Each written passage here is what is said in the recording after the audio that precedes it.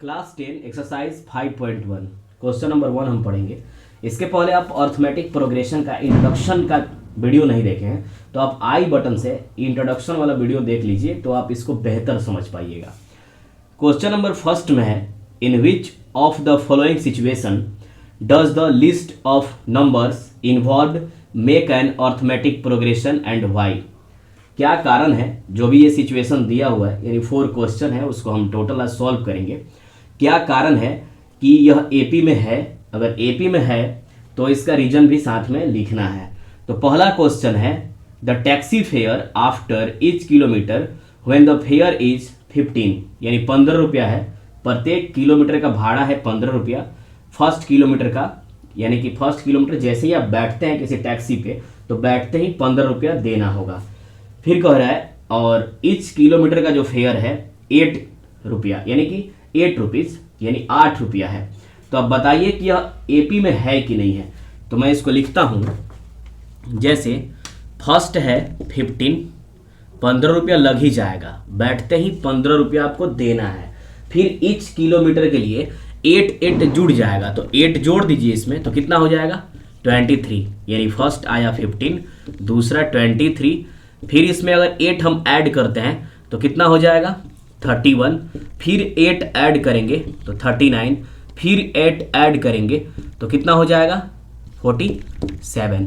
इस तरह से आप देखिए 15, 8, 23, 23 और 8 कितना होता है 31, 31 और 8 39, 39 और 8 कितना हो गया यानी कि 47। इस तरह से बीच का डिफरेंस हमेशा क्या है, सेम है, 8 का है। तो हम कह सकते हैं कि यस इट इज एपी, यानी यह एपी है क्योंकि यहाँ पे 15 था, 23 था, फिर 31, 39 और 47 हुआ, यानी बीच का डिफरेंस हमेशा 8 रह रहा है तो यह एपी में है। दूसरा देखते हैं, the amount of air present in a cylinder when A vacuum pump removes 1/4 of the air remaining in the cylinder eight A time. यानी एक वैक्यूम पंप एयर सिलेंडर से यानी एयर को निकाल रहा है, एक बार में 1/4 निकाल रहा है।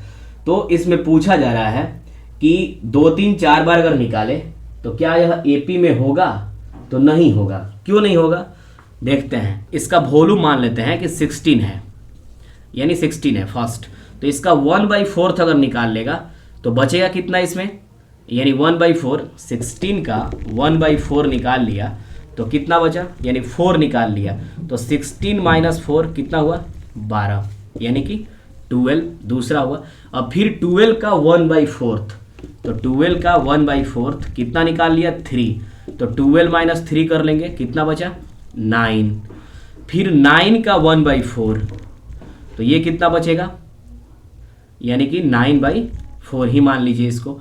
तो अगर हम कुछ भी यहाँ पे लिखें 9 के बाद 9/4 ये तो आएगा यानी कि 9/4, लेकिन फिर माइनस हम करेंगे यानी कि 12 - 9/4। तो जो भी आए यहाँ जो भी आएगा, जो भी क्वांटिटी आएगा वह कांस्टेंट नहीं है, यानी कि बीच का जो नंबर है डिफरेंस है वह कांस्टेंट नहीं है। क्यों नहीं है, क्योंकि फर्स्ट टाइम मान लीजिए कि 16 kg सिलेंडर है, मतलब 16 यानी 16 किलोग्राम का एक सिलेंडर है, उसमें से 1/4 निकाल लिया गया तो बचा कितना 12, 12 से 1/4 निकाला गया यानी 12 से 1/4 निकाला गया तो कितना बचा 9, और 9 से 1/4 निकालेंगे तो इसको सब्ट्रैक्ट करेंगे तो कुछ आएगा, यानी यह एपी में नहीं है। यानी जो भी सिलेंडर का वॉल्यूम था, यानी सिलेंडर में जो भी गैस भरा गया था एयर, उसका अगर मास हम 16 मान लिए, उसका 1/4 निकालेंगे तो क्या होगा, वह कांस्टेंट नहीं होगा, अलग अलग नंबर कुछ आएगा। तो हम कह सकते हैं कि यह एपी में नहीं है, तो ये नो होगा। थर्ड नंबर अगर हम देखें, थर्ड तो इसमें है the cost of digging a well after every metre of digging when it cost 150।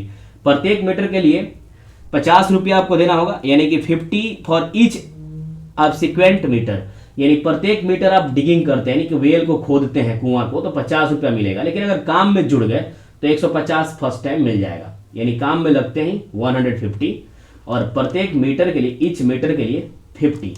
तो अगर हम देखें तो लिख सकते हैं पहले ही 150 आपको मिल गया, 50 जुड़ जाएगा इसमें, अगला 200 फिर 50 जुड़ेगा 250, फिर 50 जुड़ेगा 300। इस तरह से यह एपी में है क्योंकि बीच का नंबर क्या है, कांस्टेंट है, यानी बीच का जो डिफरेंस क्या है 50 का है।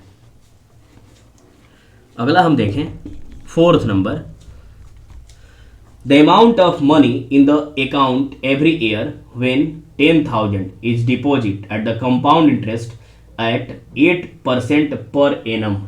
तो अगर हम कंपाउंड इंटरेस्ट निकालें तो amount equal to P 1 plus R by 100 का पावर 1 एक साल के लिए। दूसरा का amount equal to P 1 plus R by 100 का पावर 2। तीसरा ईयर का amount equal to P 1 plus R by 100 का पावर 3।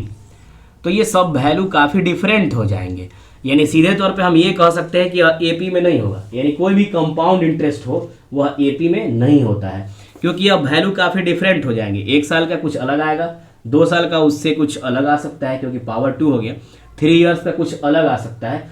तो यानी कि कंपाउंड इंटरेस्ट जितने भी होते हैं सब एपी में नहीं होते हैं क्योंकि उसका वैल्यू डिफरेंट होगा, यानी कि वो कांस्टेंट बीच का जो अगर हमारा वैल्यू देखें तो जिस तरह से यहाँ पे बीच का जो वैल्यू था वह कांस्टेंट आ रहा था, अगर इसमें देखें तो एक साल का कुछ अलग आएगा, दूसरे साल का अलग, तीसरे साल का अलग। तो इस तरह से यह एपी में नहीं होगा, यानी इसको हम लिखेंगे no, it is not AP.